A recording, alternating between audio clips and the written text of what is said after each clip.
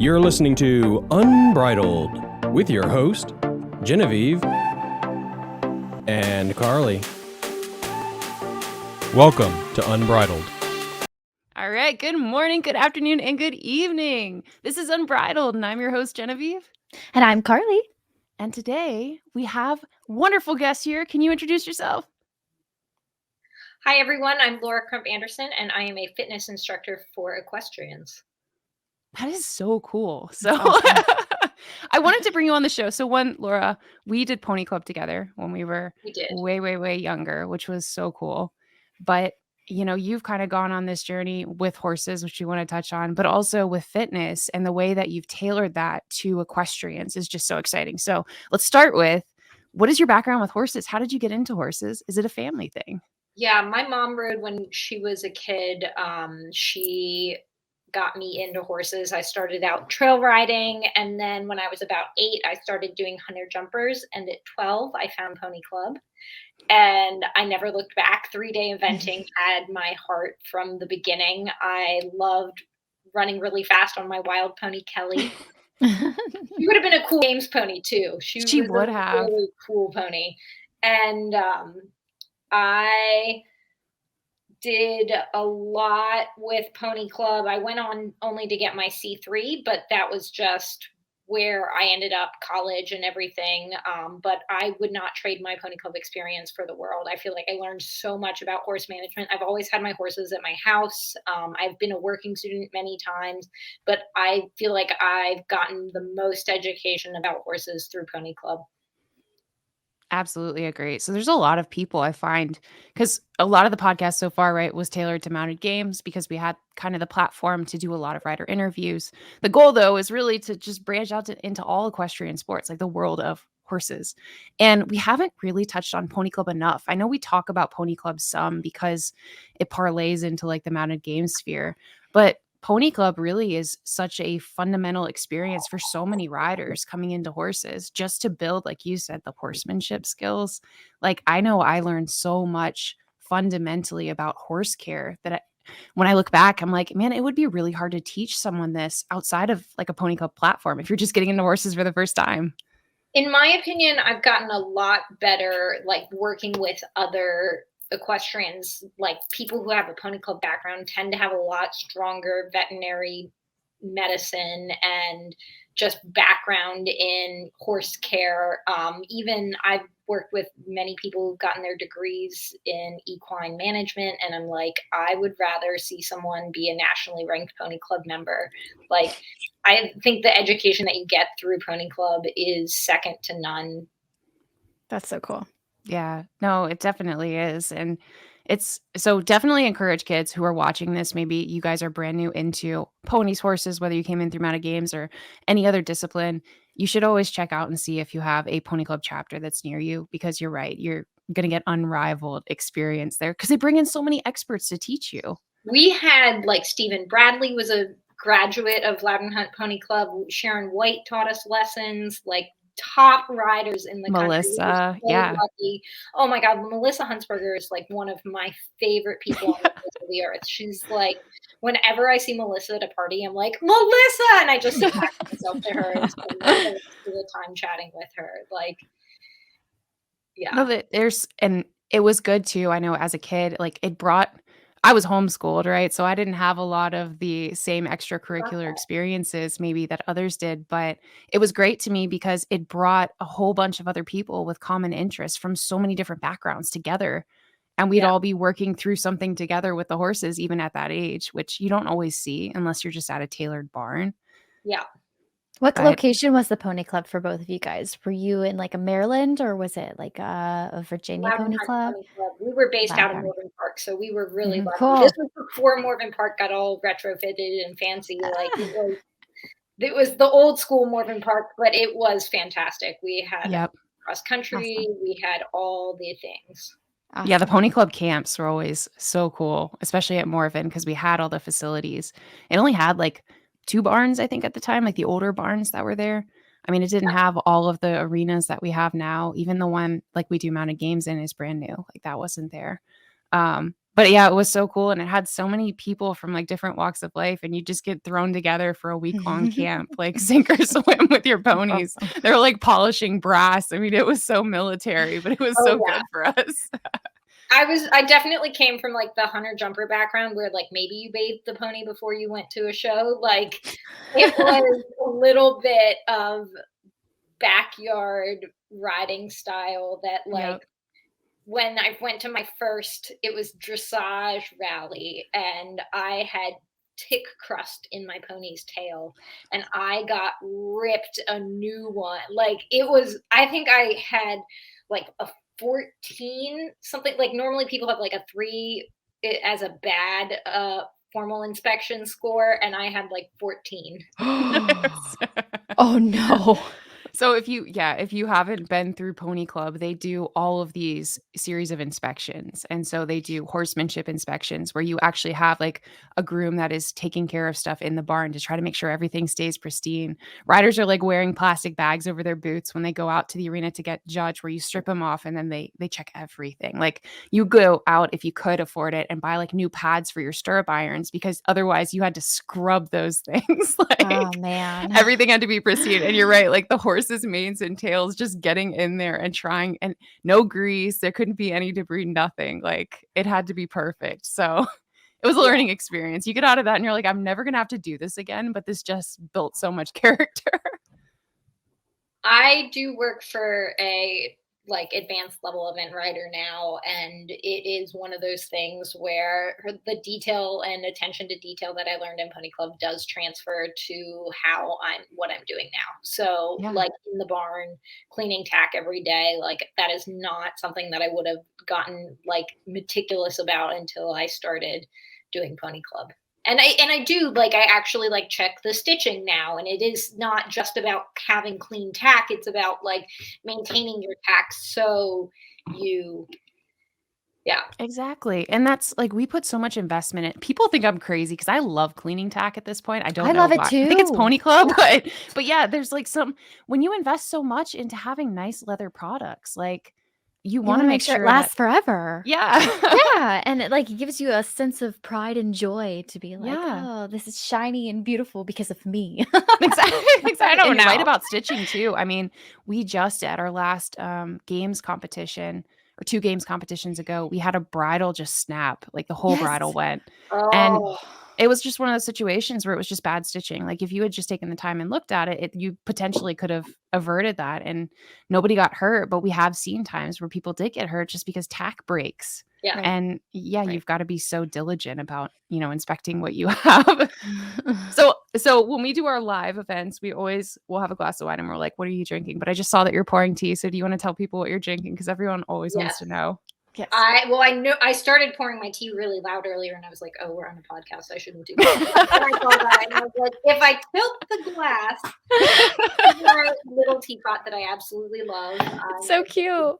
And this is a loose leaf tea. It's called Dreamberry. It's got like raspberry. It's got like apple. It's a rooibos tea, so I can't oversteep it. It's just a good evening time, no caffeine.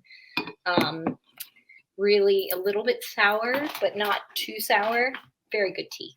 That sounds really good. Yeah. Yeah. I've never gotten into drinking too much tea. And I think it's because I can't smell. And I was born that way. So I've never had a sense of smell. But I try to drink tea and I don't know what I'm drinking. It's just warm water. But I hear there's so many benefits. There is good things about drinking warm water too. So at the end of the day, like warm water with a squeeze of lemon, it is. I definitely this time of year when we're transferring from like summer to winter, I get really into tea. And when we're transferring from winter into spring, I get really into tea with honey because of the allergies. Yep. Oh, smart. No, like local honey, especially, right? Yeah. I've heard about it helping to promote like your immune system because the pollen and what they're producing in your particular region helps to strengthen and combat what you could be facing in your particular region. Yeah. My husband was trying to educate me. I could be taught. Okay, so Kelly, I want to talk about Kelly really quick. Your pony, because I just so distinctly remember her. Can you describe her for people who can't see her? She was a fire-breathing dragon. She was a Yay. gorgeous paint that had like the most bouncy ball canter, and she was a registered APHA paint. I now have a Pinto, and I never thought I would be the person to be like, he's not a paint, he's a Pinto. Paint is a breed. And I always just thought paint was like, and now that like I've had a paint and I've had a Pinto, I'm like, well, Kelly was a caliber of her own. If I could do one horse over, and I don't regret anything that I did with her except for sell her. But if I could do one horse over, knowing what I know now, instantly she'd be the one. She was so talented. Like, I honestly think she could have been a Grand Prix dressage horse. I think she could have done, like, we did show jumping a little bit, but I think she had such a cool, we competed like novice training. We were like very successful in what we did. But she was gorgeous. She was really a cool mare. I miss that mare like crazy. So when I was in Pony Club, I had a liver chestnut Morgan that was actually my mom's pony. And it's so funny, when we went to buy him, we actually tried a couple of horses, and there was a Tennessee Walker that actually was gated, right? I was a kid, and he was really pretty with a flaxen mane and tail. And I was like, I love this one. And my mom just could not stand him. And so she buys this Morgan gelding, and I hated him. I did not like riding him because he was a chronic bucker. And, and he bucked like hard, and he knew how to throw people. And he actually, when I was like 10, he threw me, and I got a compound fracture in my wrist and all kinds of mess, right? And then, of course, he becomes my Pony Club horse. And looking back now, like, that taught me so much about persevering through injury and persevering through a really difficult horse. But the reason I say that is I was always on this liver chestnut that we were working through our relationship. And I always remember your pony. And I was like, she's so pretty. I was like, I want color. She was a Spitfire. When I first joined Pony Club, I did one season on one horse that wasn't Kelly my first year, and totally fit in. And when I brought Kelly my second year in Pony Club, Ms. Good, who is like the matriarch of all pony clubs, she is fantastic. She's still the DC of Loudon Hunt Pony Club. Really? She's like 93. She is fantastic. That's amazing. She pulled my dad aside and was like, so we have to have a discussion about appropriateness of horse. And we made it through, but there were a few times when they were almost like, Kelly's not allowed back in Pony Club. It's like, Mrs. Good at this. So of course I go from a Morgan, and then the next horse my mom gets me, bless her heart, is a registered American saddlebred. That was my event horse. So we went up to training American Eventing Championships, and he did great, but he was like the first registered saddlebred that did. And he honestly was so cool to me. But I remember the very first time I drove him up on a trailer, Mrs. Good pulled me aside, and she's like, what got into your brain to buy this horse? Because his head's like jutting straight out of his back. And I was like, he's perfect. He was a cool guy. He ended up being really cool. Picture. I have to dig it out and find it somewhere. It's somewhere at my parents' house of us. I think it's our C2 rating, and you're with him, and I'm with Kelly, and it's just a picture of us right before formal inspection, and we actually look happy. So. Oh, that's so awesome. Cool. But I learned so much by having a horse that wasn't perfectly appropriate for the job, and then schooling through it anyway, you know? Like, you just became a more aware rider of the shortcomings of like certain horses' conformation and how it actually impacts them. But like, it also taught us, you know, how to persevere through some of those challenges, which definitely translates when you finally get a warmblood that's really purpose built for maybe the sport. Yeah. No, Stanley was bred for eventing. Like, I mean, Da Vinci was also bred for eventing. But like, it is so cool to be back at it again with a horse that was bred for this. Like, this is his purpose in life. So you want to talk about Stanley? Yeah, absolutely. If you ever want me to talk, just say this. So you bred Stanley, right? He's homebred. Yeah, Stanley is my 4-year-old homebred. He is out of a really cool off-the-track thoroughbred mare. If you're looking at this on video or YouTube, this is on her Jockey Club papers. So pretty. She was a stunning mare. I've had a lot of mares in my life, including Kelly. I think I've had about 10 mares. I have bred 2 of them. So just because you have a mare does not mean you should breed. Yep. 100%. No, agree with you. Yep. He had a good brain, a good tail, and good feet. And I was like, I really want to breed. And I was at a completely different point in my life. I had like 70 clients. I was in fitness. I was financially doing really well. And this was about 2018. Yeah. And 2019, Stanley was born, which that whole breeding process is fun, but it could not have been more straightforward. I had one false alarm where I was like, he's coming, and he definitely wasn't coming. Aw. And then the next time I was like, I'm not calling the vet until I see a foot. And I texted the vet at like 3:00 in the morning and was like, I see a foot. Of course. It went really seamlessly for the first 3 weeks, and then Heidi died of a colon torsion. So Stanley was raised an orphan. We did bucket feed him formula. And then about 2 weeks, he lived at one of my breeder friends' houses. And then I brought him home, and one of my other friends had a big warm blood mare. Her name was Auntie Biggs. And we hooked him up with Auntie Biggs. And he spent the whole that whole year, he went to his inspection with Auntie Biggs by his side. So you don't look at him now. He's a little bit pushy, but that's also can be like the fact that he's a homebred. You don't look at him and you're like, that horse is an orphan. He is fairly well adjusted as a horse. Good. And last year I did 60 days on him, walk trot, just starting canter. And then this year I took him to Surefire Farm with Jan Binney. And we are 2 weeks in, we were walk trot canter, which my goal was walk trot canter, started over small fences. Last week we started jumping under saddle for the first time. Yay! Such a good one. Oh, that feeling. That canter is amazing. He can do a lead change like that. I don't know how. He is so like, I don't have a lead change button, but he does. Like, Awesome. yeah, Just the natural balance is there.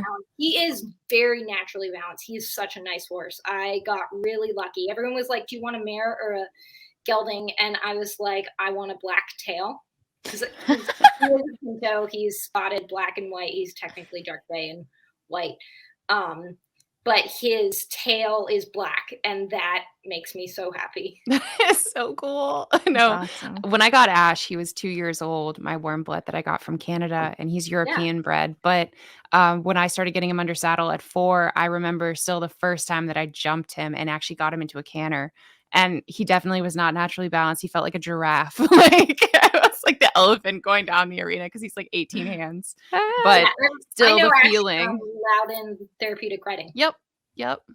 No, and he's on lease now locally, and he's doing like dressage and trail rides and stuff after dealing with the EPM, which is awesome. But just the highs and lows of horse ownership, and particularly when you get them super young, right? It's crazy. Yeah.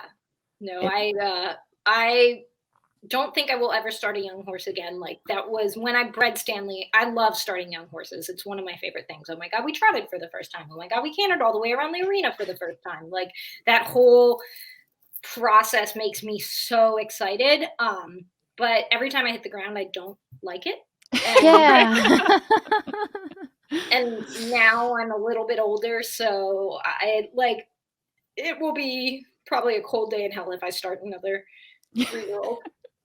You're like, you get to a point and you just do not bounce like you used to. And you kind of, instead of jumping up and being like, where's my horse? You kind of lay there and you're like, do I feel on my toes? Like everything's good. When I was still at Informed Fitness and I had a few clients, I had this wonderful woman. I loved her to death. She had bought a horse sight unseen, and it was a really nice, well-bred horse. And I knew this, but I was like, sight unseen? Ooh. And she was having a lot of trouble with him. And I went to the barn, and the trainer was like, I put me on him, and I like loved him. He was a really nice pony, but like he literally was using me as a cowboy because that horse bucked, and he was like, smack him. And I was like, go. And I smacked him.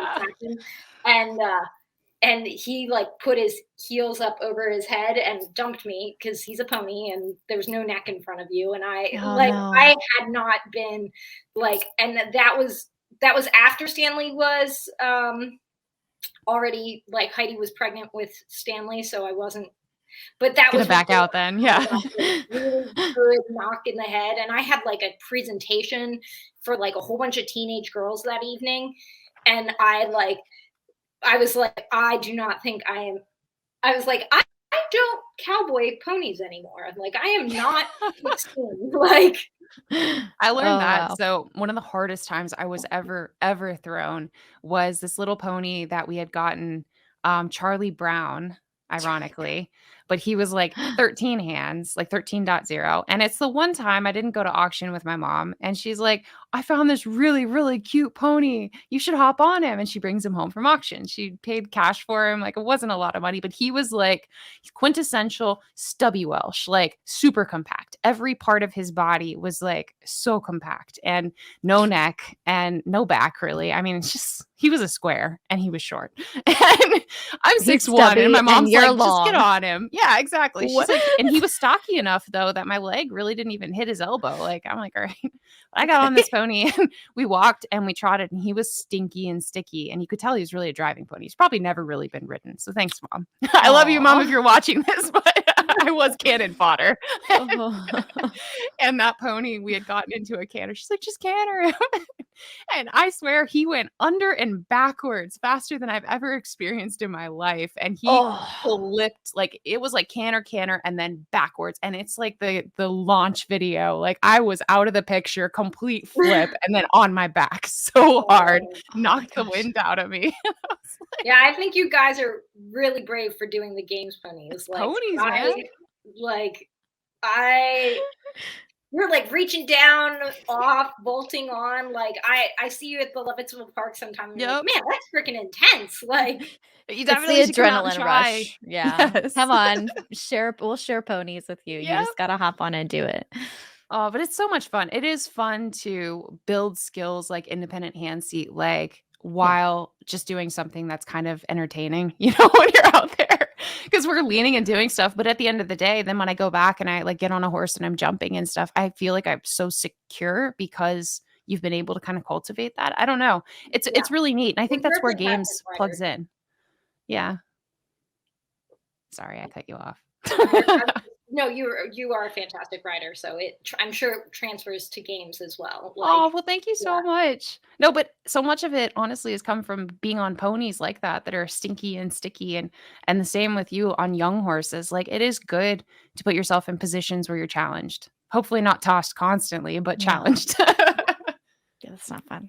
So, Stanley, what are your goals for him in the future? You gonna event? What is your plan? To event. The goal is to event.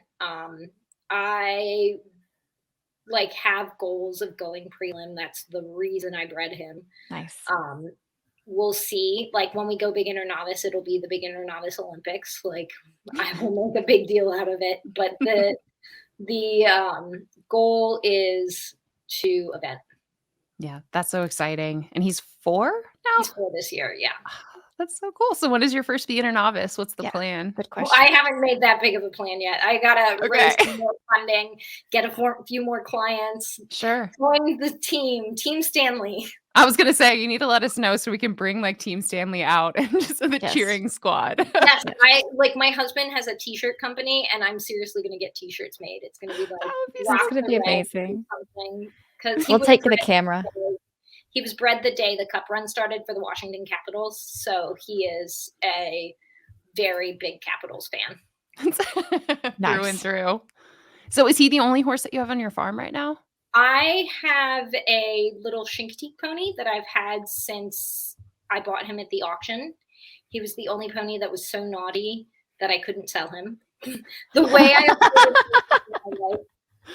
The way I afforded horses in my life is by buying and selling horses. And this one did not ever get sold because he was naughty. He never made the appearance at Pony Club. He was not invited. He was about 20 before I started, 18 really, before I was able to ride him consistently without getting bucked off. Oh, Oh my wow. gosh. That's a stubborn little guy. Yeah, no, he's a very good boy, but very, very naughty. He knows he's got the digs there. So he's like, if I keep it up, she'll keep me here. Yeah. And then right now, because Stanley is at horse school at Surefire, I have this really cute mare named Gretchen. She's like 12 hands. and she hangs out with Eminem, and she is his girlfriend. Of course, she met Stanley and like bonded with Stanley instantly, but then I took Stanley away, and now I'm like, you have to be friends with Eminem. But they're beginning to like each other. It's a pony thing. I find so Ash is the same way. He loves little ponies, and little ponies love him. And I pull him out and I put like DJ him with others, and he's like, fussy. But he can go in with the 18-hand horse, and he's like, we're best friends. This is great. Yeah. Takes time. Have you ever had an injury horseback riding that may have impacted like your confidence? I had a pretty bad concussion when I was younger. Don't know if it really impacted my confidence, but it definitely impacted my ability to ride and function. I had like pretty severe head trauma. But really the biggest injury I got wasn't from riding. It was from heavy wheelbarrows and water buckets. Oh, wow. As a working student, I was told by an orthopedic surgeon at the age of 14 that I had the spine of a 90-year-old. Oh my gosh.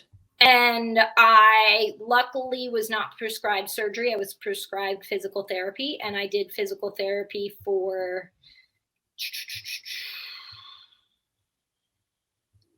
I want to say it was like 6 months, and I was able to get pain-free, not completely pain-free. It's something that I'll live with for the rest of my life. Like if I'm not exercising regularly, I notice a difference, but it really made such a difference in my pain that I was able to continue riding. I was able to function. And that's when I really made the connection between horses as a sport and horses as it is something that you have to take care of your body, not just your horse's fitness, because you are an athlete too. And in order to take care of your horses, you have to be strong. And that was really, I was one of those kids that was like, fit another wheelbarrow full in and just fill it up. Like the place I was a working student, we didn't have a hose that you filled up the buckets. You had to carry the buckets down to the stall, and I would like do 2 full buckets and walk them down. And I did a lot of wear and tear on my body and my back and everything. And, riding young horses, getting done on a regular basis, just. So if that made the connection for you, is that where like the love of fitness kind of came out of? Like, can you describe what's up with fitness?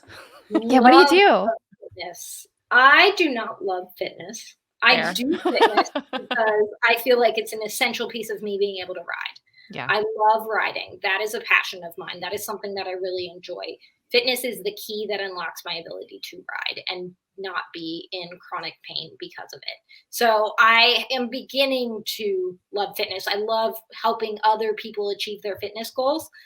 I am not someone that was a gym rat and was like, I want to be a fitness enthusiast. Like I stood out like a sore thumb in my exercise science classes in college. I was there, but I was not one of the people in strength and conditioning that was like, oh yeah, this is fun.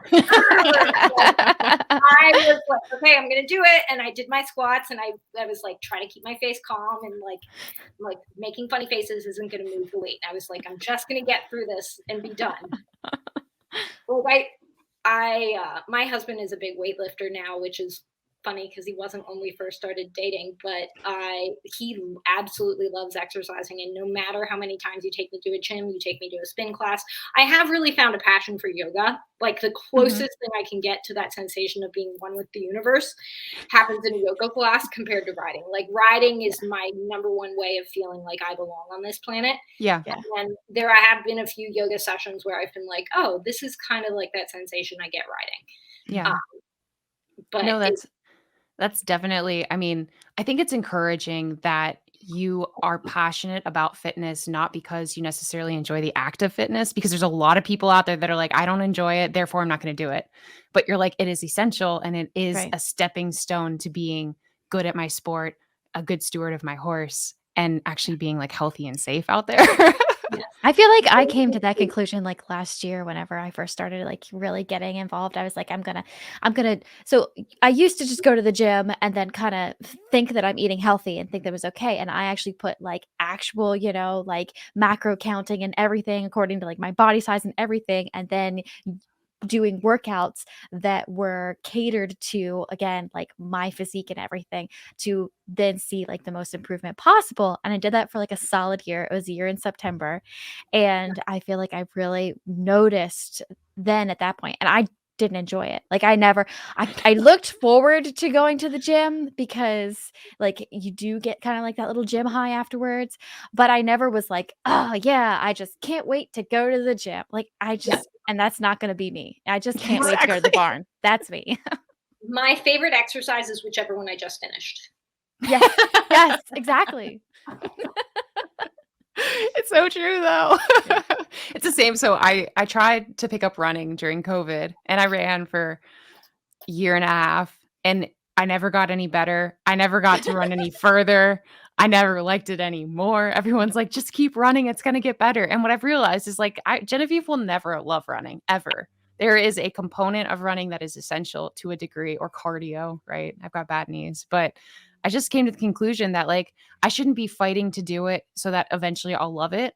I just need to accept that it's a part of like the discipline of being good at the other things that I want to do in life. I Like, know a lot of riders that do get that from running. Like, I mean, there's not a lot. There's like 3 or 4, but they get that high from running. And I'm like, I'm not going to tell you not to run because Yeah. that's like telling me not to ride.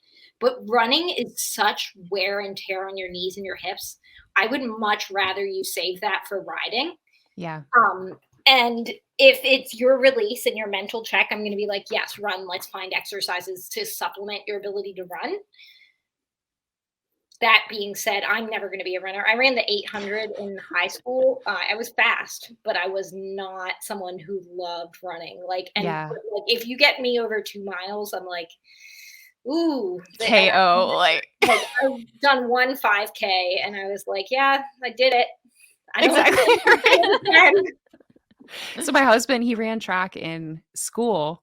Like his whole life he ran track and he loves running. He's like, you get Yeah. like this high and all this stuff. And I'm Wow. like, I'm out there and he's just loving life and I want to bury myself and be done with it. Like it I was know so people bad. who love running. It's just not me. Exactly, right? No, biking has gotten like that's kind of become my outlet because my knees Yeah. are really bad. And I Yeah, got to a and then point where I it's could do low impact with a way bike. less wear and tear on your knee. Like biking Yeah. and swimming are my 2 go-tos for improving your fitness in a way that like doesn't injure you as much. Right. So, what would you say to somebody that has never worked out, is coming into, being around horses maybe for the first time? Like, is it something they should go to a gym? What should be the first steps to them becoming a better athlete in support of their horse? I would not to be that person, but I did write a book, The Ultimate Exercise Routines for Riders. And it is literally an at-home user guide to exercise. It's very beginner friendly. It is very like these are 30-minute workouts that you can do at home, no equipment necessary. Do not get a gym membership. That is a really good way to get there and get really intimidated. Like, unless you're going to go with a personal trainer at the gym, which I think is fantastic, Mhm. Don't think that getting this additional membership is going to change a habit that you Exactly. don't have already. Like, I would say start, maybe commit to 3 months of doing these exercises at home and then join a gym if you're still feeling like you want more and more and more. Or I do all my sessions via Zoom, so you can do it from the comfort of your home. You don't have to leave, but you don't need me. I'm a Sure. very overqualified accountability partner. The book is literally an at-home user guide to do this on your own. So do you have a copy of the book to hold up for people who are on YouTube? If you can't, I do not. that's totally fine as well. I am going to drop a link in the episode here where we posted on YouTube, on Facebook, so that you can find the book. And also we will have contact information if you do want to pursue one-on-one coaching via Zoom, etc. with the book. I want people to continue working to build themselves up athletically in support of whatever discipline they're engaged in, particularly like in our sport mounted games. And part of the reason that I actually have to run in a way is because we do have running races and you have to be somewhat agile in your footwork. And I had never, ever practiced it. And it didn't really occur to me until I was really struggling with my running vaults and my cadence when I ran with the horse. I have no idea how to run. Yeah. And so it just became something that I had to check off as another thing to get better at. Specific training. It is something that you have to do your sport. Like that is, I didn't even think about that, but yeah, if it's something that you have to do your sport, like I think running is really good for a soccer player because they have to run a lot. True. Like we are not soccer players. In mounted games, obviously you do have to run. So coordinating that. Yeah. And just doing enough though. I think that's the key. Yeah. Like you're saying, like, I think people get, and even myself, because I'm kind of a intense personality, I'll be like, I need to get good at running. And no, I need to get good at it enough to be good at my sport because it's the only reason that I'm doing it, you know? So maybe I just need to do a couple of sprints and learn footwork or agility, but it doesn't have to be like me running for 2 hours, which was so elusive to me. I was like, how do people do that? Why do they love it? What am I missing? And I want, like, it's so important to me, somebody who does really enjoy the process of fitness. I don't really enjoy actually working out, but I love the discipline and the improvement that you can see if you're dedicated, right? And there's a lot of people who don't, or they're intimidated, or they just don't enjoy working out because they've never been exposed to it. Like, just step back and look at how can you get better at whatever sport you're doing, even if it's just trail rides. Like you're saying, there's fundamentals. And give yourself a month to 3 months to notice a difference. It's like, it is not an instant gratification kind of thing. It really is something that, like, a month you might start feeling a little bit more energy, but 3 months in is when you'll really start noticing a difference. Like 6 months in is when you're making progress. Like the first month, it's a lot of neural adaptation. Like you get more proficient at doing the movements. But the gratification doesn't come instantly. It really does take time. In your experience, how long does it take for somebody to kind of change their habit around that? Don't want to say perception. I don't even want to say they enjoy it, but where it becomes habitual enough that they can get up a little bit easier and do the workout. I would say it takes about 3 months, like 3 months of doing it consistently, 90 days. Like we're in the last 90 days of the year. Like really don't wait until January 1st to start a fitness routine. That's a terrible idea. No, if you're going to be like a really New Year's resolution kind of person and you want to stick with it like that way, I just think there's a lot of, the market is so saturated that time of year. You're not going to make a great connection. Like start now so that you're thinking about what you're putting in your body through the holidays. You don't need to wait for the calendar to start over and be like 2024 is my year. Today is your beginning of your year if you start tomorrow. Yep. No, so absolutely agree. So I'm curious, I'd like to know, Laura, why did you decide to write this book? Why did you put this all on paper just to share this with the world? Do you know somebody that was like, oh my gosh, Laura, you need to write a book?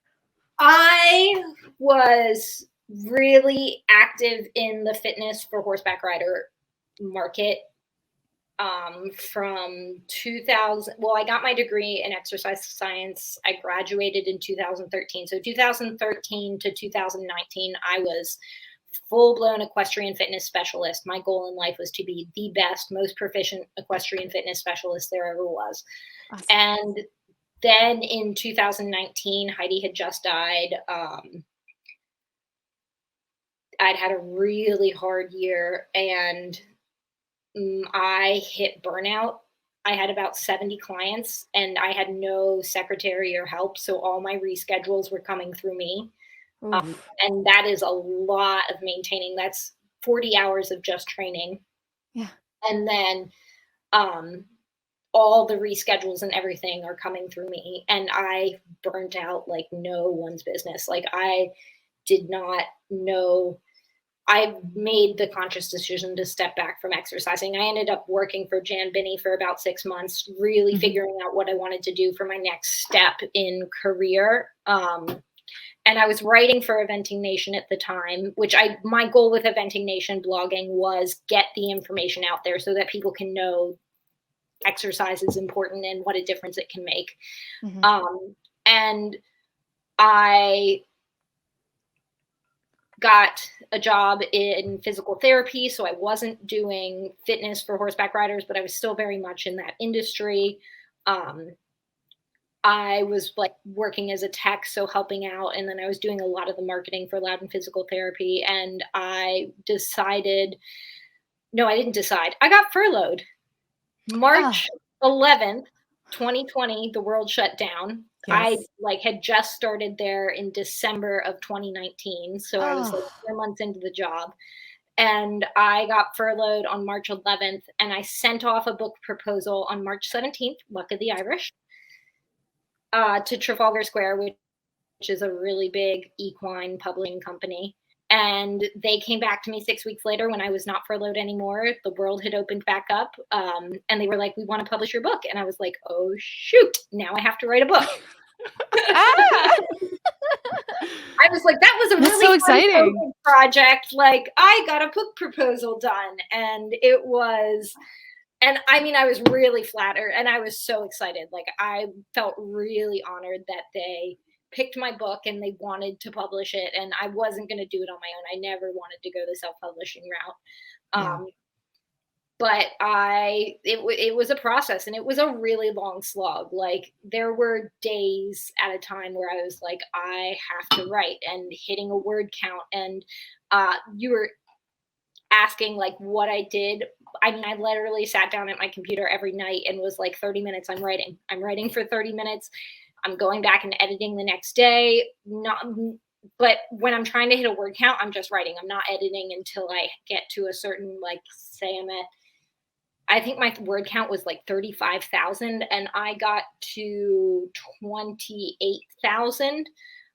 My brother actually helped me get to 20,000. We did like a writer's retreat. It was so much fun. I never thought I was going to get there. Like, it was like, there was a huge hump with 20,000 words, and I got to 20,000 words, and I completed at 28,000, sent the book, the manuscript in, and was like, I have written my book, and if it's not enough words, like, I'll send We're back done. my advance. Like, I don't know what to do. And they took it and they went through started the editing process. And I think we ended at like 32,000 words. Wow. Which, with the editing, because I didn't have 3 of the exercise routines that are in there, the ones that I am the model for. Those weren't in there. And then through that, we generated more words, and That was so exciting, though. I mean, and also it's worth noting for people who maybe, I was an English communications major, like literature communications, but there was a lot of technical writing that we studied. And so I've always been really fascinated by publishing, but people have different approaches to whether you sit down and you're like, I'm going to get 5,000 words written tonight, or time. And I think time is so key, because if you say 30 minutes and it's starting to go well and your brain is just like rolling with it, you just let it keep there's going. no reason to stop. Like, if I was to go, I'm going to write 500 words, like, whenever I was chasing a word count, it wasn't a successful way to do it. Like, it really was like, just flex that muscle of writing. And I stopped writing for Eventing Nation while I was writing the book. So I got away from that. And when I wrote my book, I was like, I'm done writing. I'm a published author now. I'm done. Kind of like writing, that you put it aside and then you kind of get an itch and you're like, I should start writing again. And it came back. And I think it was, my book it hadn't even come out yet. I started writing for Eventing Nation again, because it'd been almost a year in edits. And after edits were done, I was like, I want to start writing again. I have things to say again. You just need to give yourself time. That's a free resource too, that if you ever want to know anything about my fitness program, I write a monthly column for Eventing Nation. Laura Crump Anderson, just type it in the search box at Eventing Nation. It'll come up. We'll go ahead and put the link. So we're going to put the link to the book. We're going to put a link to your profile for Eventing Nation, because that is so cool. And then also some form of contact information. We'll put it in the post when we share this episode on Facebook, YouTube, etc. That way we can make sure that we get the word out there, because I would love for some of the kids that are coming up and riding, or even we've got such a robust division for like the game stuff that we do that are 025, but it's really parents and adults. And gosh, Carly, we had 9 teams, I think, at our last competition. Yeah. So, I mean, we Yeah. had like 45 riders that were out there in the field at the same time, and they're all adult parents, like, which Mhm. is so cool, right? And there's some that like just kind of came up through maybe sports, and so they have like that fitness culture, but then there are so many that I think are intimidated by it, and horses is really the only outlet. But horseback riding isn't really enough to necessarily make you fit for horseback riding. Does that make Mhm. sense? Mhm.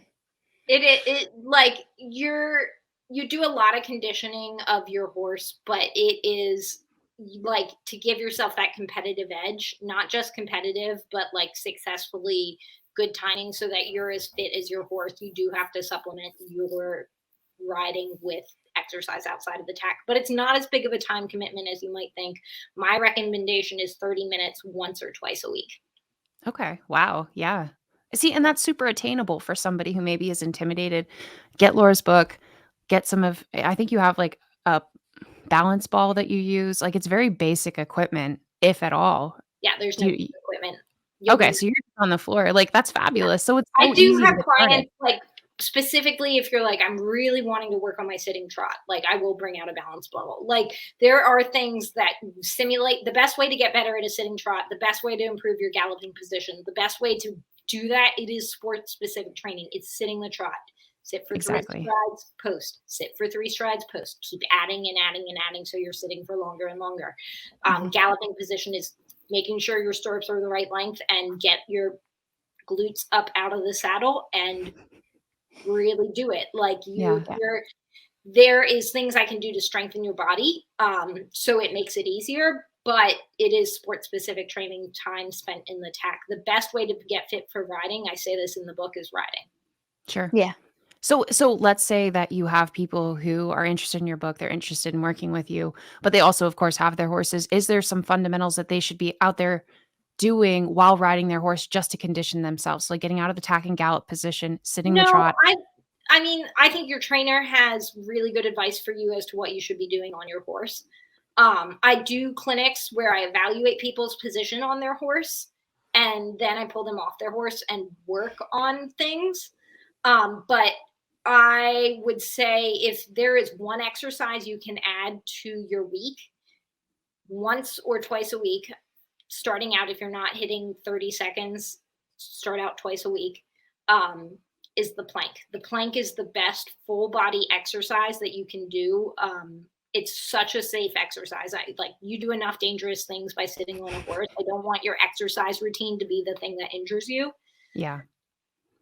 So the plank is a fantastic exercise for improving your fitness. No, I absolutely agree. And you're right about low impact too. I know that there's concerns with like even my mom when I started to get her working out. She's incredible, by the way. She ended up losing over the course of, I want to say like 7 months, 60 pounds or so from Yeah. literally just watching her nutrition. And she was working out 5 times a week and following a trainer. Yeah. And so much of it, though, she was so afraid that she was going to be put into a high impact situation. And the trainer was like, no, you don't have to. You just got to be consistent about doing very low impact exercises. And Yeah. it's just completely changed her life. And nutrition is such a big piece of the puzzle when you're talking about weight loss. Like, it is, you can exercise till you're blue in the face and then undo it with like 3 Reese cups. But it is such a big piece of the puzzle. When the conversation is weight loss, I actually usually refer out to a nutritionist. Like, Yes. my goal is to get someone stronger, to improve their flexibility, to improve their ability timing wise. My goal is not usually weight loss. Like, Exactly. my nutrition advice works for me. I kind of refer out to a professional when people ask me to give nutrition advice. No, that absolutely makes sense. And it's a big thing to note. I feel like it's applicable to women particularly because a lot of women that I talk to, and even myself, when I think about getting in shape, you always are thinking about slimming for some reason. It's always like a loss of some kind versus this is really an effort just to make you stronger, more athletic, more able and capable and feel better. It's not about necessarily changing your composition like that. goal is to build muscle, which does happen to be the most demanding tissue you can put on your body. So you're burning calories just sitting there. And it is one of those things that weight loss and muscle growth are not the two big, but I do work really well with nutritionists that are very successful in when weight loss is a goal paired with exercise. It's more frequently that you're exercising. But if someone comes to me very specifically, they're like, I want to lose 10 pounds or I want to lose 150 pounds. I'm going to be like, okay, I can help you with X, but we need to add this other component, this other expert. Yeah. Yes. And that is, I've had clients come to me and I've referred them to a nutritionist and they're like, realistically, I can't afford both of you. And I was like, you need to stick with the nutritionist. I am not the person for you right now.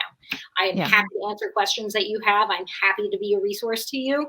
But if your priority right now is weight loss, say you just went through menopause, say you're just graduated from college and you're starting life and you don't know how to cook, it is really that you're going to get the more resources on weight loss if you're working with an expert that is a nutritionist. And it's not forever. It's a season, It is a degree of its own for a reason. I took nutrition and sports nutrition in college. I am not qualified to speak on nutrition. I know what works for me, and I do not think that what works for me works for everyone.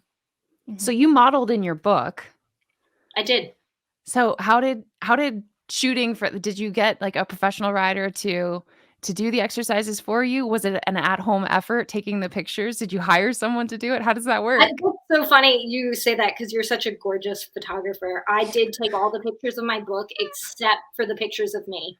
And there are really 5-star riders. There's Jan Binney, there's Sharon White, there's Caitlin Classing, there's Grand Prix dressage riders, Lauren Spreiser, there is Grand Prix show jumpers, Salone Coles, there is a 5-star groom, Rachel Livermore. And then do you remember Kara Santmeyer? Yes. She was pregnant and they wanted me to do a pregnancy routine. So she is my model in the book. That's so she's cool. now, but she is my pregnant friend that volunteered to do the pictures, and I so appreciate that. I was kind of getting down to the wire. I had someone who was a rider, and she was so pregnant at that point. She was like, I'm not your person anymore. And then Kara came in and pitch hit at the last minute. She's a CPA now, but she doesn't ride anymore. But she is in my book as the pregnancy routine. That is so exciting, having the support of so many high-level riders, right? And coaching, do you coach any riders of that caliber, or have you in the past? I don't usually say who I work with. Sure, that's fair. But I work with adult amateurs. I work with professional riders across the gamut. It's so exciting. It's so good to see that they are supporting the effort too, because I've never seen, other than maybe some blogs out there, right? There really hasn't been a concerted effort for equestrian fitness specifically, but it is a sport that needs something like that. Yeah, absolutely. So it's fabulous that you've made it so approachable for people. You have a book that is published. Again, we're going to drop the link here. So please go out and buy the book and support Laura, because she's put a ton of work into this, and it's fabulous to have. I mean, you should put it in your tack room, honestly. Somebody's going to be reined in their tack room. It's something you could do, right? Oh yeah. That's a great idea. It's on Amazon. You can get it anywhere books are sold. That's so exciting. Any other closing thoughts as we round up to an hour here? Is there anything that you want to touch on as far as your equestrian experience or great stories, like your best competition experience? So competing is so long ago for me. I know. In my head, I'm always like, for some reason for Genevieve, it's like, what is your most humiliating experience, Genevieve? Because I'm so blonde that something has always gone wrong.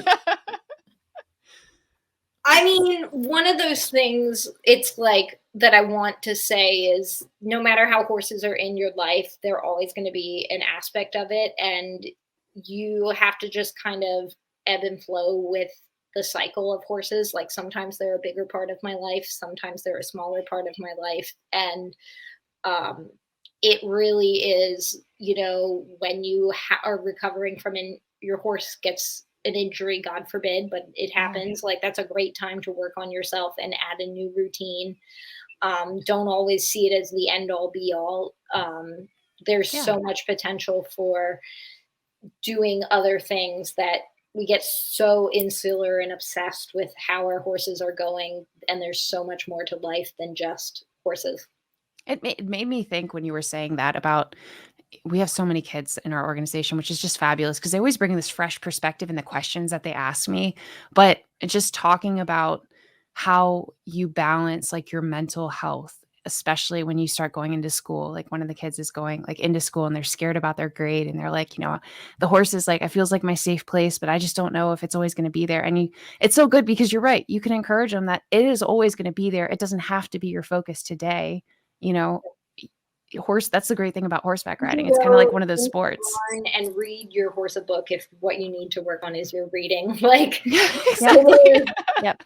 And like being an adult too, I think coming out of like going to college and then coming out of college, you have so many transitional phases in life that horses can still be there. But you're right. Like, it's not like you're giving up on a dream or giving up on horses if you have to walk away from it for a bit or just have them in the barn being horses, right? Like, it's still going to be there. If they're out going to the games competition. They care that they are like well-fed, watered, and hay.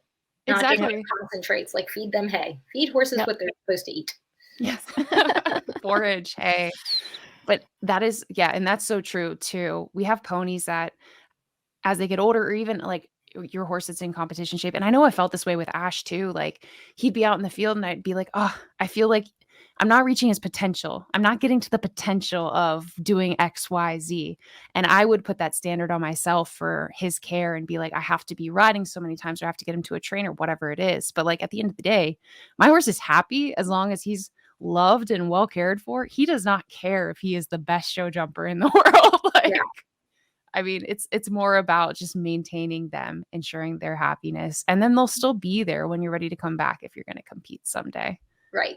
The competition isn't the final goal. It's a part of the process. It's the journey. Having the happy horse is the journey.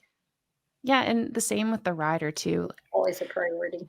Yeah, just it shouldn't be about necessarily winning your next competition or if you walk away and you had a difficult time out, like you got to spend that time with your pony, with other people that care about you, like trying to balance that mentally and that head game.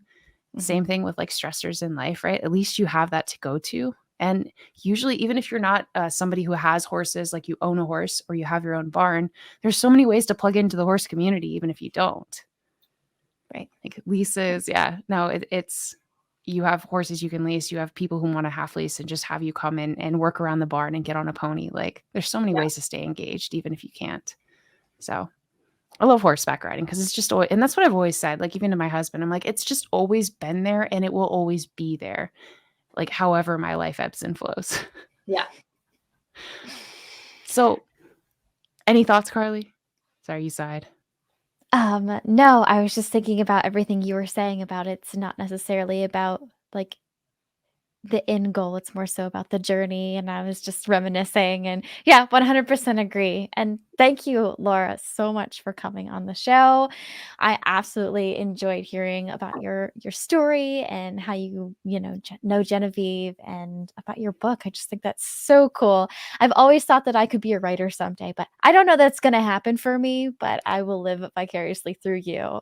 Well, the trick to being a writer is write.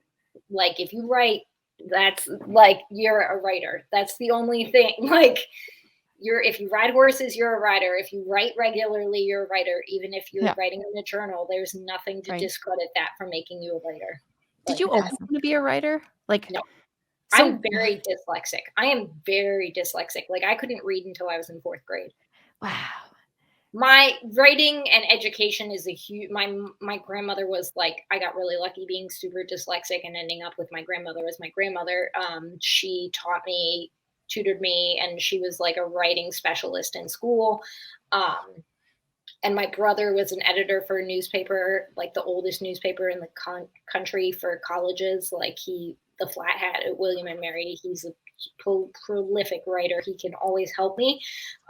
So education and writing was a huge part of my growing up. And but I did not know I was a writer.